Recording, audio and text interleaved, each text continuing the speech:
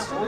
ఈరోజు మహాలక్ష్మి నరసింహస్వామి వారి నిజరూప దర్శనం రోజున ఎర్లీ మార్నింగ్ మనకి 2:33 మధ్యలోని ఇన్సిడెంట్ అనేది జరిగింది.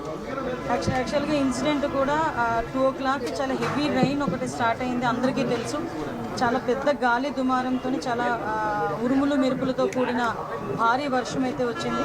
ప్రాథమిక నివేదిక ప్రకారం ఆ వర్షం ఏదైతే వచ్చిందో వాటర్ అంతా కూడా ఆ లూజ్ సాయిల్ మూలన వాటర్ అంతా కూడా కొంచెం లోపల దిగి ఆ గోడ కూలింది అన్నది ఒక ప్రాథమిక సమాచారం ప్రకారం వచ్చిన నివేదిక. ఇంకా కూలంకషంగా మా వాళ్ళందరూ కూడా ఒకసారి ఎంక్వైరీ చేస్తున్నారు. అట్ ద సేమ్ టైం అక్కడ 300 రూపీస్ క్యూ లైన్ ఉంది. ఆ క్యూ లైన్ అక్కడ జస్ట్ కరువు ఉంటుంది అనమాట. అంతవరకు అంత హెవీ క్రౌడ్ కూడా లేరు. జస్ట్ కరువు మూలన ఒక జస్ట్ కొంచెం క్రౌడ్ అక్కడ ఉన్నారు.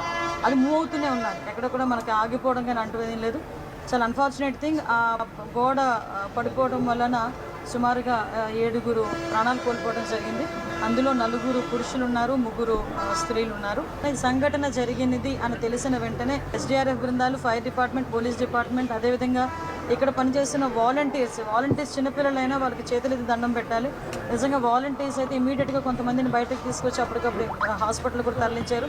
ఎన్డీఆర్ఎఫ్ టీం కూడా ఆన్బోర్డ్ అయింది. ఎన్డీఆర్ఎఫ్ టీములు 2, ఎస్డీఆర్ఎఫ్ టీంలో 2, fire department and police department అందరూ కలిసి రెస్క్యూ ఆపరేషన్స్ కూడా చేస్తున్నారు.